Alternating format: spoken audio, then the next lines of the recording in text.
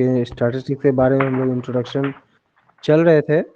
हम लोग उसको देखेंगे कि स्टैटिस्टिक्स क्या होता है, कैसे होता है और क्या-क्या इसमें है इम्पोर्टेंस।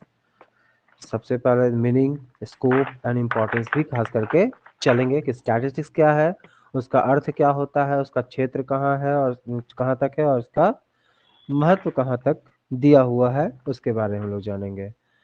वैसे हम इसके बारे में आपको फिलहाल हम लोग चलते हैं, इसके एक-एक करके टॉपिक देखते हैं। सबसे पहले आते हैं स्टैटिस्टिक्स किसको कहते हैं उसके बारे में आते हैं। Statistics refers to information in terms of number or statistical data of groups. In other words, statistics means numerical fact in the form of data. For example, statistics related to population, employment, national income, public expenditure, etc. क्या कहता है? Statistics refers to information in terms of number or statistical data of group. कहता है statistics क्या है? एक information है ना? जिसको हम लोग नंबर और स्टैटिस्टिकल नंबर के फॉर्म में टर्म में दिखाते हैं या स्टैटिस्टिक डाटा ऑफ ग्रुप, मतलब ग्रुप का डाटा दिया हुआ था उसके तौर पर वो स्टैटिस्टिक्स में दिखता है। दूसरे शब्दों में कहा जाए, इन अदर वर्ड्स, दूसरे शब्दों में कहा जाए स्टैटिस्टिक्स मीन्स, तो सांख्यिकी का अर्थ होता है numerical fact in the form of data, वो न्यूमेरिकल फैक्ट जो डाटा के रूप में आपको दिया हुआ रहता है। जैसे एग्जाम्पल के तौर पर अगर बात करें तो statistics related to the population, मतलब जनसंख्या के तौर पर स्टैटिस्टिक्स गणना कर सकते हैं। एम्प्लॉयमेंट, रोजगार के सेंस में बात कर सकते हैं, या नेशनल इनकम, या फिर पब्लिक एक्सपेंडिचर। नेशनल इनकम को हम लोग राष्ट्रीय आय कहते हैं और पब्लिक एक्सपेंडिचर जो सार्वजनिक व्यय कहलाता है।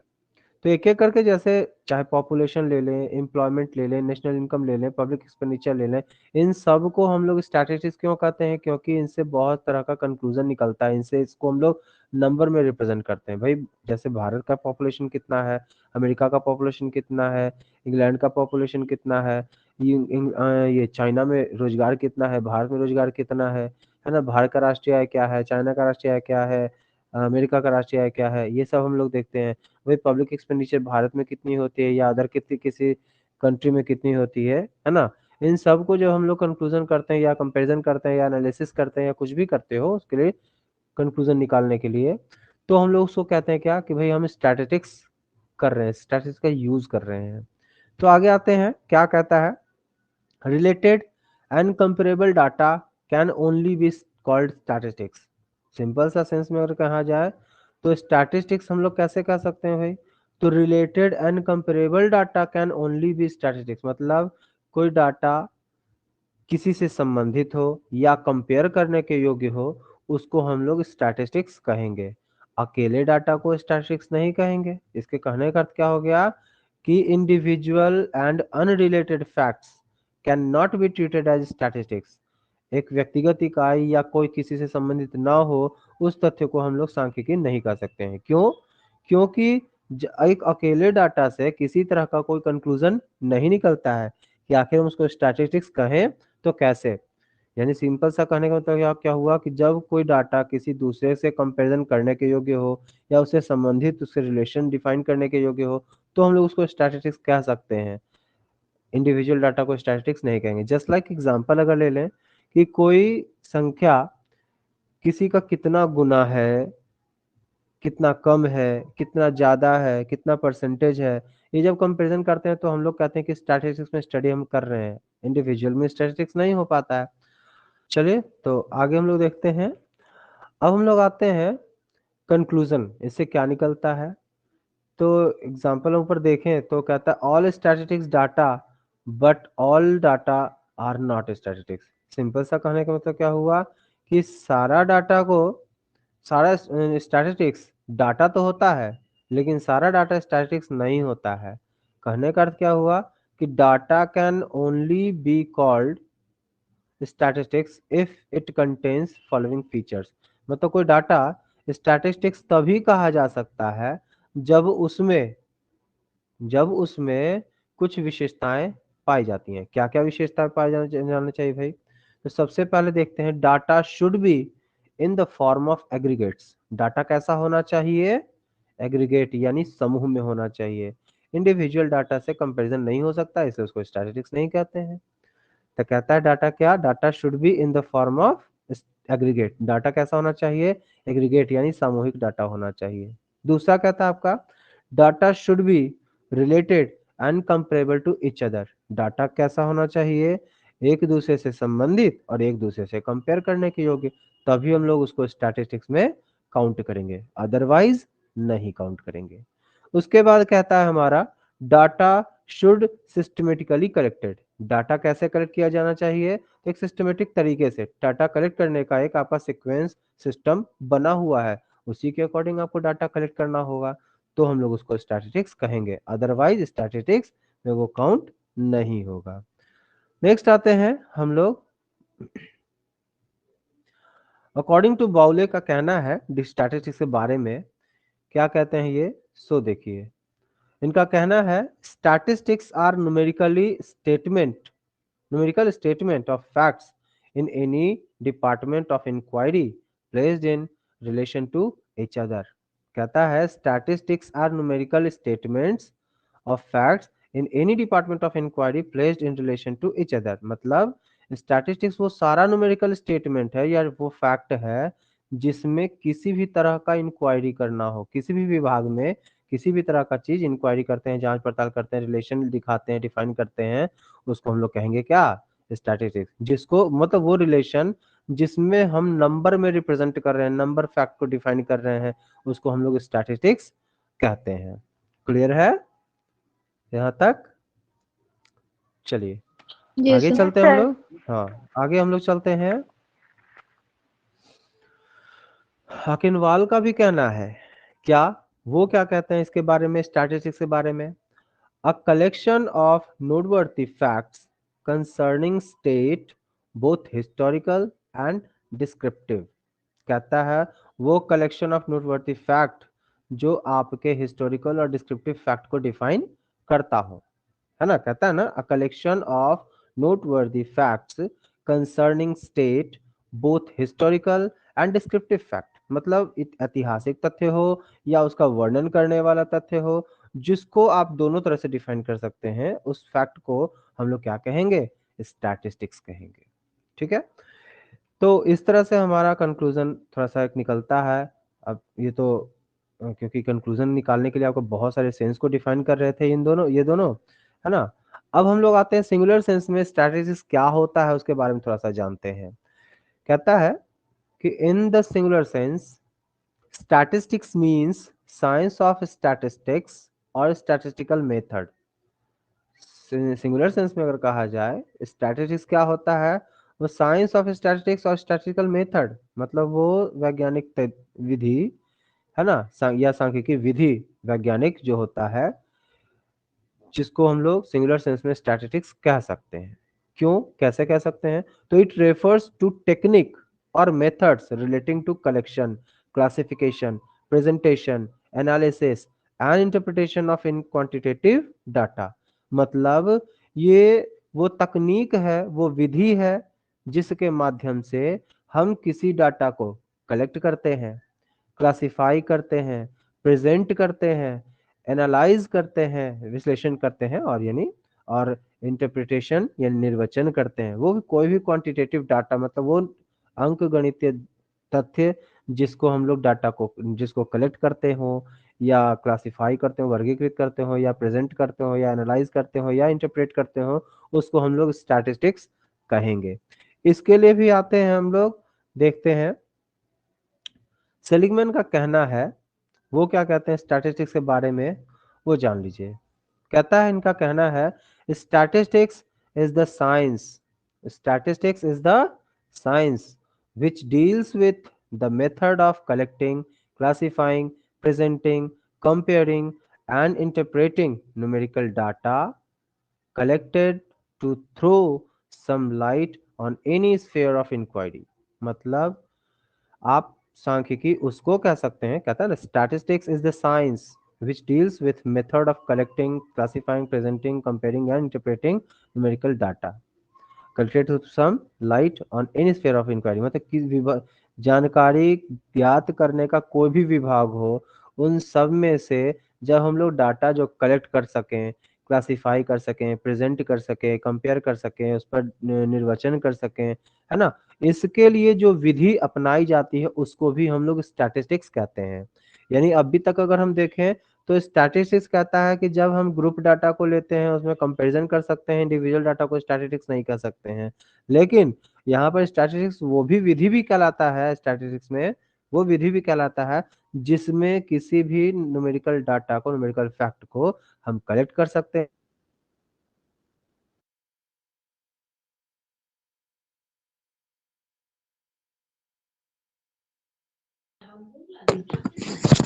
हेलो।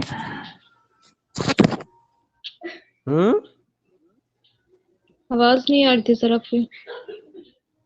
आवाज नहीं आ रही थी। रुक गया था, यहाँ पॉज हो तक गया था।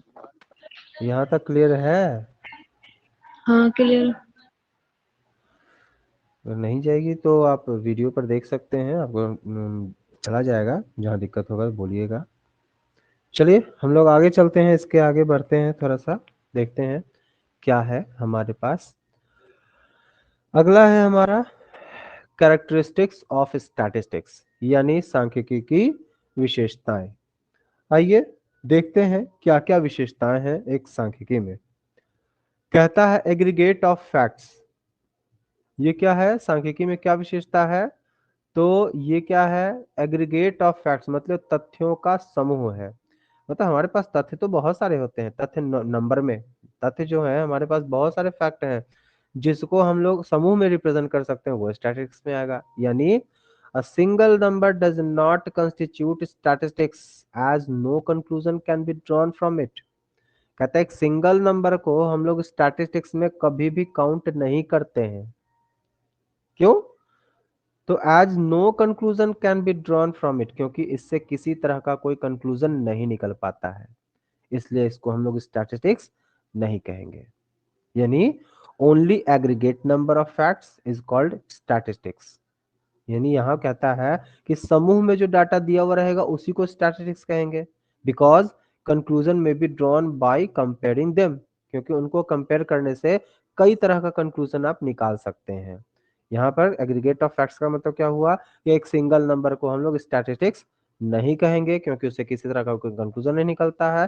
केवल ग्रुप डाटा जो रहेगा, एग्रीगेट डाटा जो रहेगा, एग्रीगेट नंबर में जो रहेगा उसी को हम लोग स्टैटिस्टिक्स में काउंट करेंगे, क्योंकि उससे बहुत तरह के कंक्लूजन निकाले जा सकते हैं। क्लियर है? नेक्स्ट है हमारा न्यूमेरिकली एक्सप्रेस्ड। स्टैटिस्टिक्स में रिप्रेजेंट करने के लिए सबसे पहले हम फैक्ट दिखाते हैं, वो किस में होना चाहिए? नंबर में। किस में होना चाहिए? नंबर में। न्यूमेरिकली एक्सप्रेस्ड होना चाहिए, नंबर में रिप्रेजेंट किया हुआ होना चाहिए। कहता है all statistics are numerically expressed. जितना भी हम लोग डाटा कंक्लूजन करते हैं वो क्या होना चाहिए? न्यूमेरिकली एक्सप्रेस्ड होना चाहिए, नंबर में रिप्रेजेंट होना चाहिए। यानी qualitative expressions such as beauty, health, intelligence, है ना, poverty are not statistics unless they are assigned numerically equivalents. कहता है कि all statistics are numerically express, मतलब जितना भी स्टैटिस्टिक्स होता है उसको हम लोग किस में रिप्रेजेंट करते हैं? स्टैटिस्टिक्स में रिप्रेजेंट करते हैं, सॉरी नंबर में रिप्रेजेंट करते हैं। यानी इसमें न्यूमेरिकल फैक्ट को ही कंसीडर किया जाता है स्टैटिस्टिक्स में, क्वालिटेटिव एक्सप्रेशंस को हम लोग इसमें स्टैटिस्टिक्स में काउंट नहीं करेंगे। क्या बोले हमने? एक क्वालिटेटिव एक्सप्रेशन जैसे सुंदरता, ब्यूटी क्या है? सुंदरता। कोई ये बता सकता है कि कोई कितना सुंदर है, कितना कम? कोई ये कम केवल ज्यादा या कम कहा जा सकता है, नंबर नहीं दिया जा सकता है कि वो इतना ज्यादा सुंदर है, वो इतना कम सुंदर है ना। उसी तरह हेल्थ को भी आप डिफाइन नहीं कर सकते कि कोई कितना ज्यादा मजबूत है, कोई कितना कमजोर है। विद्वता को भी, इंटेलिजेंस को भी आप डिफाइन नहीं कर सकते हैं नंबर में। ये केवल हम लोग क्या किस में रिप्रेजेंट कर सकते हैं? केवल क्वालिटी को में डिफाइन कर सकते हैं, क्वांटिटी में नहीं। पॉवर्टी में भी, गरीबी को अगर डिफाइन करना हो तो हम ये नहीं कह सकते हैं कि कोई गरीब है और कोई अमीर है। कोई अमीरी और गरीबी का कंपैरिजन जब तक नंबर में नहीं आएगा तब तक हम लोग इसको स्टैटिस्टिक्स नहीं कहेंगे। जैसे कोई करोड़ रुपया कमा रहा है तो कोई 10,000 रुपया कमा रहा है, तो हम यहाँ नंबर में रिप्रेजेंट कर रहे हैं क्योंकि 10,000 और करोड़ रुपया तब कंपैरिजन करने के लिए आपके पास स्टैटिस्टिक्स आ गया नंबर, इसलिए उसको स्टैटिस्टिक्स कहेंगे। लेकिन ऐसे गरीबी या अमीरी को हम डिफाइन नहीं कर सकते हैं, इसलिए उसको हम लोग स्टैटिस्टिक्स में काउंट नहीं करेंगे। क्लियर है? चलिए नेक्स्ट आते हैं हम लोग, इसी में देखते हैं अभी कैरेक्टरिस्टिक्स और है। तो तीसरा है आपका अफेक्टेड बाय मल्टीपल काउजेज, ये बहुत सारे कारणों से प्रभावित होता है। कहता है statistics are not affected by any single factor. Statistics किसी एक फैक्टर से प्रभावित होने वाला चीज नहीं है, but are influenced by many factor, बल्कि ये बहुत सारे चीजों से प्रभावित होता है। जस्ट लाइक एग्जांपल ले लेते हैं हम, प्रोडक्शन ऑफ व्हीट। व्हीट जो नेचर में प्रोड्यूस होता है, हमारे खान पान में यूज होता है कंटिन्यू, गेहूं, ये इसका प्रोडक्शन किसी एक फैक्टर पर डिपेंडेंट नहीं है कि किसी के कारण ज्यादा तो किसी के कारण कम होगा। ये डिपेंड करता है, चाहे नेचर पर हो, रेनफॉल हो, चाहे आपका फर्टिलाइजर्स हो, बेहतर क्वालिटी का सीड्स हो, है ना। तो इन सब चीजों पर ये डिपेंड करता है, प्रोडक्शन किसी एक चीज पर तो डिपेंड करता नहीं है। इसलिए स्टैटिस्टिक्स को हम ये नहीं कह सकते हैं कि किसी एक फैक्ट से वो प्रभावित होता हो, ये बहुत सारे चीजों से प्रभावित होता है। उसके बाद चलते हैं, अगला है हमारा reasonable level of accuracy. Statistics में शुद्धता की आवश्यकता बहुत ज्यादा होती है। Reasonable degree of accuracy must be kept in view while collecting statistical data. जब हम डाटा कलेक्ट कर रहे होते हैं स्टैटिस्टिक्स में, तो ये बहुत ध्यान रखना होता है कि जो डाटा हम कलेक्ट कर रहे हैं उसमें डाटा शुद्ध है या नहीं। शुद्ध डाटा लेंगे तो हम कंपैरिजन बहुत अच्छे से कर सकते हैं, आसानी से कर सकते हैं। अगर डाटा कैलकुलेट करने में या कलेक्ट करने में किसी तरह का कोई कंफ्यूजन होता है या डाउट होता है, तो डाटा आपका सही सही इंफॉर्मेशन नहीं डिफाइन कर पाएगा, जिससे आपका रिजल्ट गलत हो सकता है। नेक्स्ट है हमारा सिस्टमेटिक कलेक्शन। डाटा को जब हम लोग कलेक्ट करते हैं, वो कलेक्शन करने का एक सिस्टमेटिक थॉट बना हुआ है, सिस्टमेटिक तरीका बना हुआ है। कहता है क्वांटिटेटिव क्वांटिटेटिव डाटा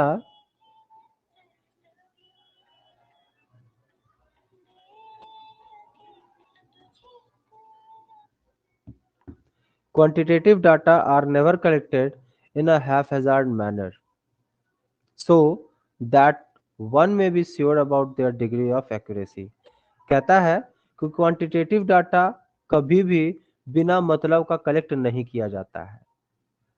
कभी भी डाटा अगर कलेक्ट करते हैं तो उसका प्रॉपर रीजन होता है कि किस लिए वो डाटा कलेक्ट किया जा रहा है। यानी जब भी हम इस तरह का डाटा कभी कलेक्ट करते हैं न्यूमेरिकल टर्म, तो उसके लिए हम एक प्रॉपर रीजन बताते हैं, प्रॉपर रीजन देते हैं कि हम इसलिए डाटा कलेक्ट कर रहे हैं, तो डाटा वो शुद्ध हो सकता है। For maintaining accuracy and make them reliable, it is necessary that a definite system should be adopted and collection be done in a systematic and scientific manner। Data अगर आप शुद्ध शुद्ध कलेक्ट करना चाहते हैं और उस पर किसी तरह का कोई कंक्लूजन निकालना चाहते हैं प्रॉपर, तो इसके लिए सबसे पहला चीज जरूरी होगा कि डाटा एक निश्चित तरीके से कलेक्ट किया गया हो, सिस्टमेटिक तरीके से कलेक्ट किया गया हो, और उसका कलेक्शन करने में सिस्टमेटिक और साइंटिफिक मैनर का उपयोग किया गया हो, तभी आपका स्टैटिस्टिक्स बेहतर रिजल्ट डिफाइन कर पाएगा। क्लियर है? चलिए आगे हम लोग चलते हैं, आगे देखते हैं प्री डिटरमाइंड पर्पस। स्टैटिस्टिक्स में क्योंकि हम लोग न्यूमेरिकल फैक्ट को कंसीडर करते हैं, न्यूमेरिकल डाटा को कलेक्ट करते हैं, तो डाटा कलेक्ट करने का प्रॉपर रीजन होगा, उसका क्या पर्पस होगा, वही पर्पस हम लोग यहाँ पर डिफाइन करते हैं कि डाटा जो हम लोग कलेक्ट करते हैं उसका कलेक्ट करने का एक प्री डिटरमाइंड पर्पस है, मतलब एक निश्चित उद्देश्य। कहता है only those data are statistics which are collected with some predetermined objective. मतलब वही डाटा स्टैटिस्टिक्स कहलाएगा जिसको कलेक्ट करने के लिए एक प्रॉपर सिस्टम दिया हुआ हो, एक उद्देश्य दिया हुआ हो, है ना। उद्देश्य मतलब ऑब्जेक्टिव, यहाँ आपका प्रॉपर प्री डिटरमाइंड ऑब्जेक्ट होता है। भाई हम डाटा कलेक्ट कर रहे हैं तो किस लिए, क्यों कलेक्ट कर रहे हैं, वो यहाँ होना चाहिए। कहता है any information collected without any definite purpose will not be treated as statistics. मतलब डाटा कलेक्ट करने का जब कोई प्रॉपर रीजन नहीं, कोई पर्पस नहीं पता है, तो उसको हम लोग स्टैटिस्टिक्स नहीं कह सकते हैं, क्योंकि कंक्लूजन करने का कोई रिजल्ट ही नहीं है, कोई पता ही नहीं है कि हम डाटा कलेक्ट कर रहे हैं तो किस लिए। और जब इस तरह का डाटा जब कलेक्ट किया रहता है जिसका कोई रीजन नहीं है, कोई पता नहीं है, उसको हम लोग स्टैटिस्टिक्स कभी कह ही नहीं सकते हैं। अगला है हमारा कंपेरेबल टू इच अदर। एक दूसरे से कंपेयर करने का अगर स्थिति बनता है, कंपेयर करने योग्य होता है, डाटा हमारे पास आता है, यानी हमने शुरू में ही पढ़ा है कि ग्रुप डाटा, एग्रीगेट डाटा ही आपको स्टैटिस्टिक्स कहलाता है, क्योंकि हम लोग उससे किसी तरह का कंक्लूजन निकाल सकते हैं। यानी a group of data will only be called statistics when they are homogeneous and comparable. एक समूह में अगर संख्या दिया हुआ हो, डाटा दिया हुआ हो, तो हम लोग उसको स्टैटिस्टिक्स कह सकते हैं, क्योंकि वो एक तरह का और एक कंपेयर करने के योग्य होता है। इंडिविजुअल डाटा को हम लोग स्टैटिस्टिक्स नहीं कह सकते हैं। For example, in India scooter production can not be compared with production of wheat. अगर हम यहाँ पर एग्जाम्पल लेते हैं कि स्कूटर का प्रोडक्शन अगर हम कंपेयर करें व्हीट के प्रोडक्शन से, तो ये प्रॉपर एग्जाम्पल नहीं बनता है। क्यों?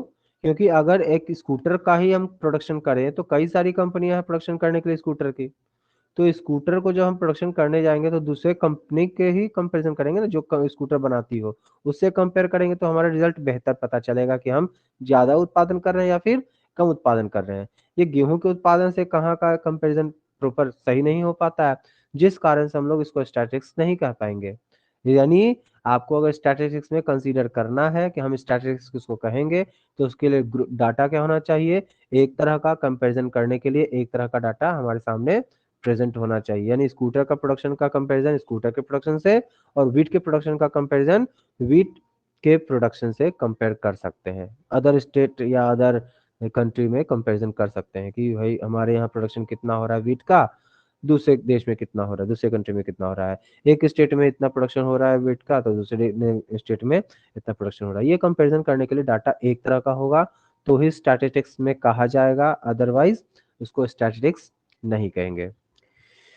चलिए आगे आते हैं हम लोग लिमिटेशन ऑफ स्टैटिस्टिक्स। लिमिटेशन यानी दोष देखते हैं। हमने कई विशेषताएं देखी हैं स्टैटिस्टिक्स में, तो कुछ कमियां भी होंगी।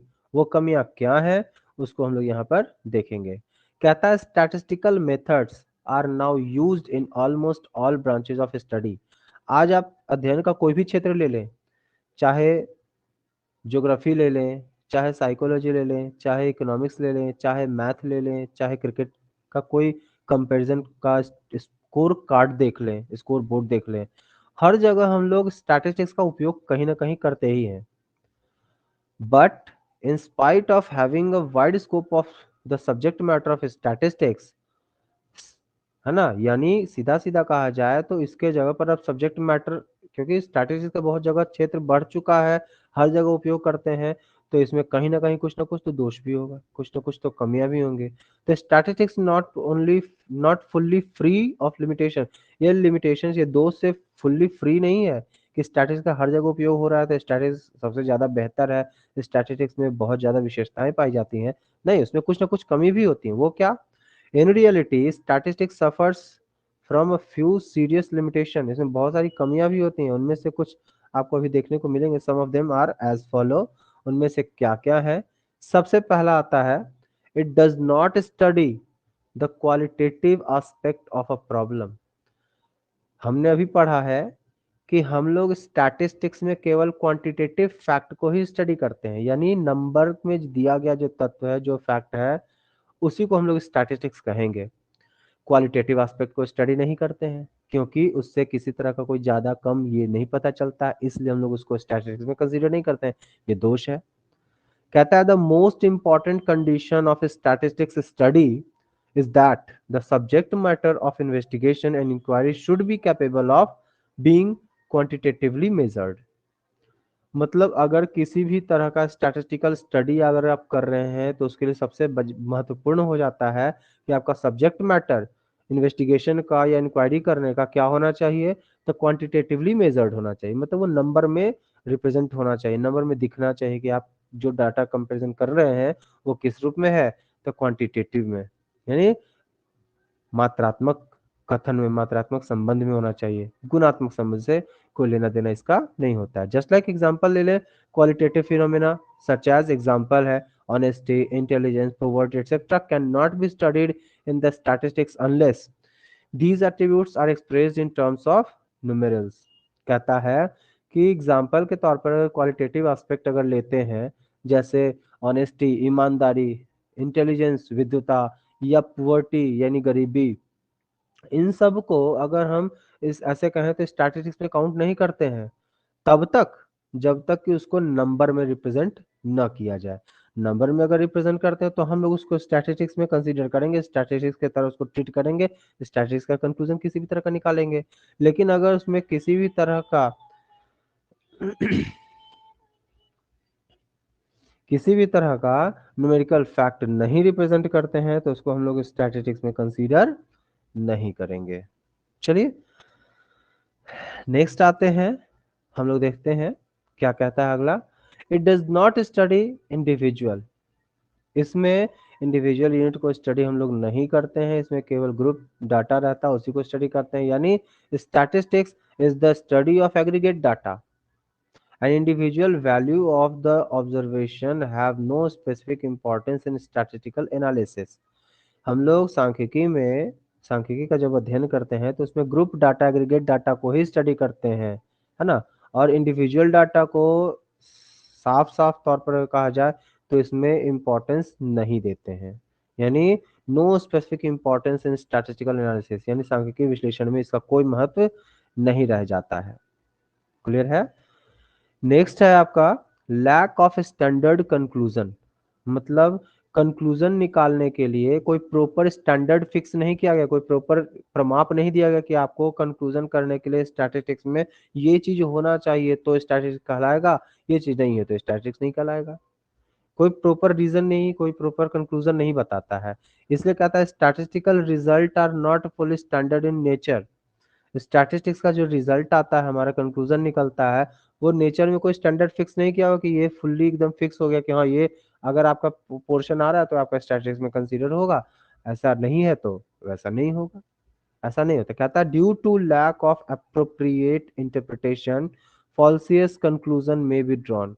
कभी कभी हम लोग जब जब डाटा को कलेक्ट करते हैं, डाटा को समराइज करते हैं, डाटा को इंटरप्रेट करते हैं, तो कभी कभी ऐसा हो सकता है कि इंटरप्रिटेशन या फॉल्स अप्रोप्रिएट इंटरप्रिटेशन नहीं हो, या फॉल्सिस कंक्लूजन दे दिया गया हो, है ना, या कुछ समथिंग ऐसा रीजन हो जाता है जिससे आपका प्रॉपर स्टैंडर्ड नहीं डिफाइन कर पाते हैं, स्टैटिस्टिक्स में कंसीडर नहीं कर पाते हैं, जिससे आपका प्रॉपर रिजल्ट निकल पाए कि आप उसको कहें कि हाँ ये स्टैटिस्टिक्स होगा और ये स्टैटिस्टिक्स नहीं होगा। क्लियर है यहाँ तक, ये भी हमारे दोष हैं, ठीक है। उसके बाद आता है statistics is true only in to its average. सांख्यिकी केवल आपका औसत में ही सबसे बेहतर हो पाता है। क्या कहता है, statistics is true only to its average, statistics केवल एवरेज में ही ज्यादा बेहतर लगता है। The statistical laws are true to their averages, actually they are based on averages. सांख्यिकी का जब हम लोग कंक्लूजन निकालते हैं या कोई नियम दिखाते हैं, डिफाइन करते हैं, तो वो ज्यादातर औसत पे ही ज्यादा बेहतर लगता है, एक्चुअलिटी पर उसका कोई रिलेशन नहीं होता है। हो सकता है किसी का परसेंटेज पर्टिकुलर में लगता है कि अरे 60% है, लेकिन जब आप कंपैरिजन सब्जेक्ट वाइज कंपैरिजन करते हैं तो किसी में वो स्टूडेंट कम को रिप्रेजेंट नंबर डिफाइन कर पाता है तो किसी में कम ज्यादा नंबर डिफाइन कर पाता है। क्यों? क्योंकि हम लोग एवरेज में उसको डिफाइन कर सकते हैं वो 60% है, लेकिन किसी में कम और किसी में ज्यादा है, किसी में 60% से कम मार्क्स ला रहा है तो किसी में 60% से ज्यादा ला रहा है। इसलिए ये स्टैटिस्टिक्स में सिंपल सा ये दोष भी है कि स्टैटिस्टिक्स केवल एवरेज में कहा जा सकता है कि वो लड़का फर्स्ट डिवीजन है, 60% मार्क्स लाया है, लेकिन जब एक एक सब्जेक्ट वाइज करें तो किसी में कम हो जाता है, किसी में ज्यादा। तो पर्टिकुलर सब्जेक्ट वाइज अगर कहा जाए जिसमें कम लाया तो उसमें कह सकते हैं ये लड़का फर्स्ट डिवीजन नहीं है, लेकिन किसी में ज्यादा तो कह सकते हैं फर्स्ट डिवीजन से ज्यादा है। तो किसी में ज्यादा किसी में कम, हम एवरेज में मतलब एवरेज पे नहीं बल्कि सब्जेक्ट वाइज कर रहे हैं, लेकिन एवरेज में कहें तो वो लड़का फर्स्ट डिवीजन है, ये गलत रिजल्ट डिफाइन हो पाता है, ये भी दोष है। आगे है homogeneity and uniformity is must. ये तो बहुत बड़ा डाउट हो गया ना। स्टैटिस्टिक्स कंसीडर करने के लिए, स्टैटिस्टिक्स कंक्लूजन निकालने के लिए आपको डाटा एक तरह का चाहिए। अलग थोड़ा सा भी हो गया, डेविएट हो गया, अंतर हो गया, तो आप उसको स्टैटिस्टिक्स में कंसीडर करेंगे ही नहीं। The data must be homogeneous and uniform, otherwise the comparison में नॉट बी पॉसिबल। स्टैटिस्टिक्स में किसी भी तरह का कंक्लूजन निकालने के लिए डाटा क्या होना चाहिए? एक तरह का, एक ही रूप में होना चाहिए। अगर अगर ऐसा नहीं होता है तो कंपैरिजन संभव नहीं है, तो हम लोग उसको स्टैटिस्टिक्स में कंसीडर भी नहीं करेंगे। ठीक है, देखते हैं हम लोग आगे क्या है। आगे और है, only experts can make use of statistics. Statistics को वही यूज कर सकता है जो इसका एक्सपर्ट हो। जो एक्सपर्ट नहीं है उसको स्टैटिस्टिक्स कैलकुलेट करने आता नहीं है, कंपैरिजन करने नहीं आता है, कंक्लूजन निकालने नहीं आता है। कहता है statistics can not and should not be used by a raw hand. मतलब स्टैटिस्टिक्स वो चीज नहीं है जो किसी भी जैसे तैसे यूज कर लिया, कच्चे हाथ से यूज कर लिया, बेकार तरीके से यूज कर लिया, नहीं। This will lead to the distrust of statistics. अगर बेतरतीब तरीके से आप उपयोग कर रहे हैं तो उस पर विश्वास नहीं लोग कर सकते हैं। स्टैटिस्टिक्स पर कोई विश्वास ही नहीं करेगा। यानी skill and sufficient training is required for its handling. इसको हैंडल करने के लिए एक प्रॉपर स्किल और प्रॉपर सफिशिएंट ट्रेनिंग भी होना चाहिए, और होता है।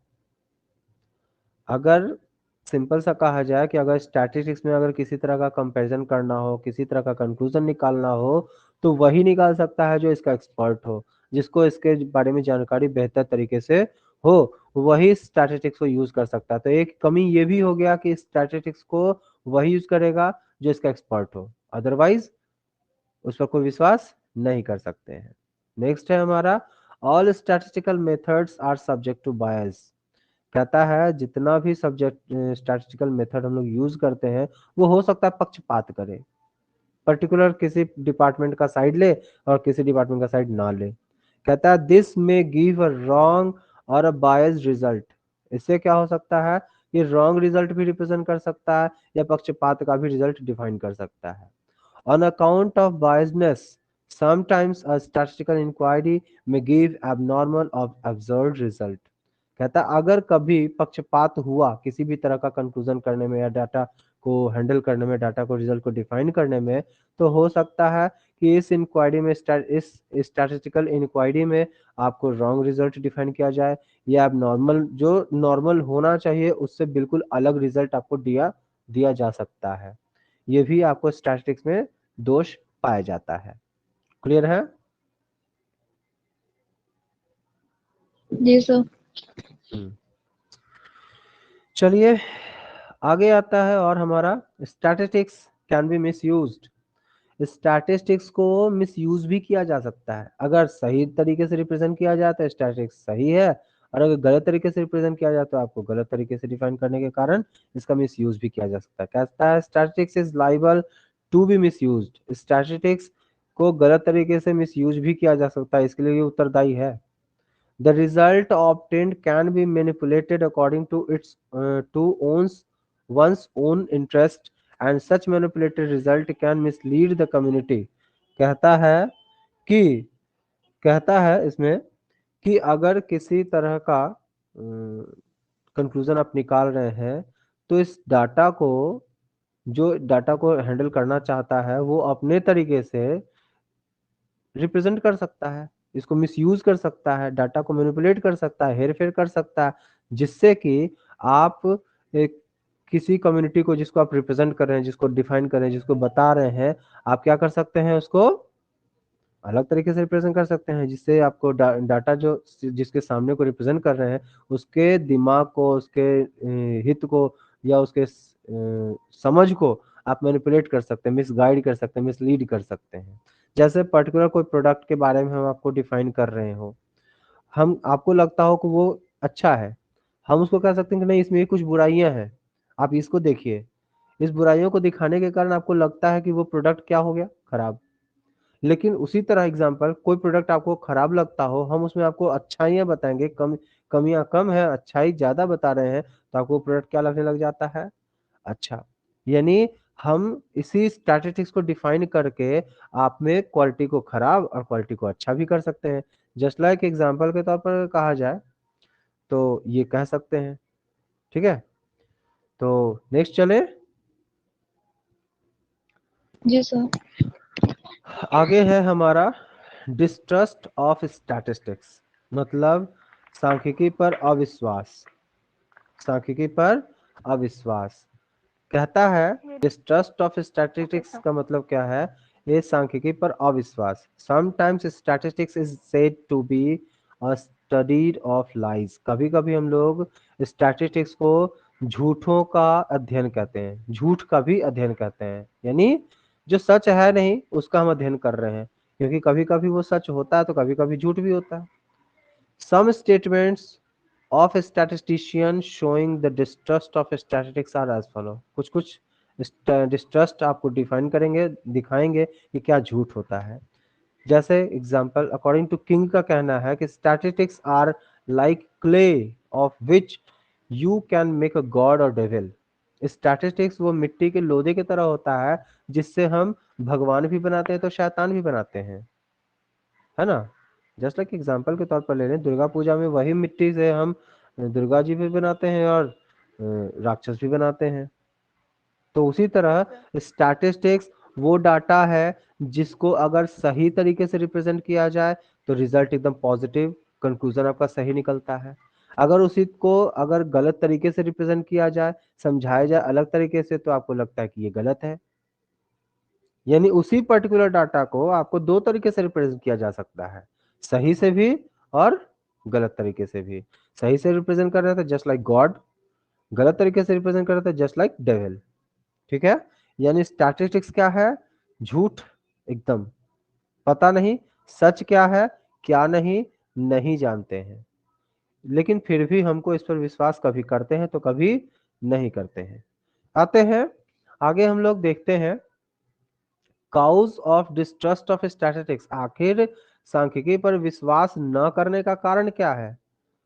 सबसे पहला main cause for the distrust of statistics are as under, मतलब सांख्यिकी पर विश्वास न करने का प्रमुख कारण निम्नलिखित है, जिसको हम लोग देखते हैं एक एक करके। सबसे पहला है आपका, generally statistics gives wrong conclusion due to lack of appropriate knowledge. अगर आपके पास प्रॉपर नॉलेज नहीं है किसी भी तरह का कंक्लूजन निकालने के लिए, तो स्टैटिस्टिक्स गलत है, हम विश्वास नहीं कर सकते हैं, क्योंकि डाटा सही है या गलत हमको पता ही नहीं है, इसलिए हम लोग स्टैटिस्टिक्स पर विश्वास नहीं करते हैं। वहीं आते हैं दूसरा, authentically data may be presented in such a way as to confuse the reader. कभी कभी डाटा को हम लोग इस तरीके से रिप्रेजेंट करते हैं कि जो पढ़ रहा है उसको खुद नहीं पता चलता है कि डाटा वो पढ़ क्या रहा है, इसलिए लोग सांख्यिकी पर विश्वास नहीं करते हैं। क्लियर है। अगला है हमारा, statistical can be altered to match the predetermined objectives and target. कहता है कि स्टैटिस्टिक्स जो हम लोग कंक्लूजन करते हैं, निकालते हैं, वो एक निश्चित उद्देश्य के हिसाब से या टारगेट को पूरा करने के हिसाब से ही उसको मिलाया जाता है। इसलिए भी हम लोग इस पर विश्वास नहीं करते कि भाई किसी पर्टिकुलर ऑब्जेक्ट को पूरा करने के लिए ये स्टैटिस्टिक्स को रिप्रेजेंट कर रहा है या ऐसा रिप्रेजेंट कर रहा है, ऐसा बता रहा है, वैसा बता रहा है, तो इसलिए भी लोग विश्वास स्टैटिस्टिक्स पर खास करके नहीं करते हैं। अगला है हमारा, sometimes people loss faith in statistics due to wrong result. कभी कभी रिजल्ट आपके सामने गलत हो जाएगा तो आप भी फिर विश्वास नहीं करेंगे कि ये डाटा जो आपको रिप्रेजेंट किया जा रहा है ये गलत है, क्योंकि खुद रिजल्ट गलत आ रहा है, इसलिए हम नहीं कह सकते कि इस पर विश्वास किया जा सकता है। ये भी कारण है आपका सांख्यिकी पर विश्वास न करने का। अगला है हमारा, statistics has certain limitation which leads to inaccurate conclusion. Statistics में और भी बहुत सारे कारण हैं जिसके कारण लोग कंक्लूजन यही निकलता है कि इस पर विश्वास नहीं कर सकते हैं। यानी cause of distrust of statistics बहुत सारे कारण हैं जिसको हम लोग ये कारण से माध्यम से देखा जा सकता है कि हम सांख्यिकी पर विश्वास नहीं कर सकते हैं। क्यों, आपको अप्रोप्रिएट नॉलेज नहीं है जिस कारण से आप सांख्यिकी पर आप विश्वास नहीं करते हैं, या फिर आपको गलत तरीके से रिप्रेजेंट किया जाए, आप गलत पढ़ लेते हैं, गलत समझ लेते हैं, जिस कारण से आप स्टैटिस्टिक्स पर विश्वास नहीं कर सकते हैं, या कहा जा सकता है कि आपको एक ऑब्जेक्टिव या टारगेट को पूरा करने के लिए किया जा रहा है, इसलिए हम इस पर विश्वास नहीं कर सकते हैं, है ना? हमको सही-सही इस पर विश्वास नहीं है, इसलिए क्योंकि रिजल्ट आपका गलत आता है, इसलिए आप इस पर विश्वास नहीं कर सकते हैं। स्टैटिस्टिशियन हैज सर्टेन लिमिटेशन, और भी स्टैटिस्टिशियन में भी बहुत सारा रिजल्ट आपका रहता है, ठीक है? तो ये आपके पास सवाल है, हाउ टू रिमूव डिस्ट्रस्ट, ये अविश्वास को दूर कैसे किया जाए, खत्म कैसे किया जाए कि हमारे पर विश्वास कर सकता है लोग। स्टैटिस्टिक्स जब हम पढ़ रहे हैं, समझ रहे हैं, कंक्लूजन निकाल रहे हैं, तो हम पर भी लोग विश्वास करें, हमारे स्टैटिस्टिकल एनालिसिस पर लोग विश्वास करें, स्टैटिस्टिकल कलेक्शन, डाटा कलेक्शन को, डाटा एनालिसिस को, डाटा इंटरप्रिटेशन पर लोग विश्वास करें। तो इसके लिए हमारे पास जवाब है। कैसे लोग विश्वास करेंगे? तो following are some essential remedies of the distrust of statistics, कुछ ऐसे टर्म हैं जिससे लोग ये कर सकते हैं कि इस पर विश्वास करें। वो क्या क्या? तो कंसिडरेशन ऑफ स्टैटिस्टिकल लिमिटेशन, मतलब सांख्यिकी में जो कमियां हैं उसको दूर करें। While making use of statistics, limitation of statistics must be taken care of, मतलब जब हम लोग स्टैटिस्टिक्स का उपयोग कर रहे होते हैं तो स्टैटिस्टिक्स में जो दोष है ना, जो कमियां हैं, उस पर खास करके ध्यान दिया जाए, तो हम पर लोग विश्वास करेंगे। क्यों? क्योंकि कमियों को हमने ध्यान रखा, कमियां क्या होनी चाहिए वो नहीं होना चाहिए, उसको हटा दें, तो फिर लोग हम पर विश्वास कर सकते हैं। दूसरा है नो बायस, यानी हम पक्षपात नहीं करेंगे, यानी the user should be impartial, दो जो उपयोग कर रहा है स्टैटिस्टिक्स का यूज करके किसी चीज को रिप्रेजेंट कर रहा है या किसी तरह का कंक्लूजन निकाल रहा है, तो आपको किसी पर्टिकुलर साइड का साइड नहीं लेना है, पर्टिकुलर पार्शियलिटी नहीं करना है, यानी he should make use only of the relevant data and draw conclusion without any bias and prejudice. कहता है कि जब आप डाटा कलेक्ट कर रहे हैं तो आपको ये करना चाहिए कि आपको किसी का पक्ष लेना नहीं है, आप डाटा बिल्कुल सही तरीके से रिप्रेजेंट करें और समझाएं सही तरीके से। अगला है हमारा एप्लीकेशन बाय एक्सपर्ट, यानी जब स्टैटिस्टिकल कंक्लूजन निकाला जा रहा हो, डाटा कलेक्ट किया जा रहा हो, एनालाइज किया जा रहा हो, इंटरप्रेट किया जा रहा हो, तो वो ऐसा पर्सन डिफाइन करे, ऐसा पर्सन उसको कलेक्ट करे जिसको इसके बारे में नॉलेज हो, यानी वो उसका उसका एक्सपर्ट हो। यानी statistics should be used only by the expert to minimize the possibility of misuse। अगर statistics का प्रॉपर एक्सपर्ट यूज करता है स्टैटिस्टिक्स कैलकुलेट करने, कलेक्ट करने, एनालाइज करने और इंटरप्रेट करने में, तो किसी भी तरह का मिसयूज नहीं किया जा सकता, उसकी संभावना बहुत कम हो जाती है, जिस कारण से लोग स्टैटिस्टिक्स पर विश्वास करते हैं। क्लियर है यहाँ तक? नेक्स्ट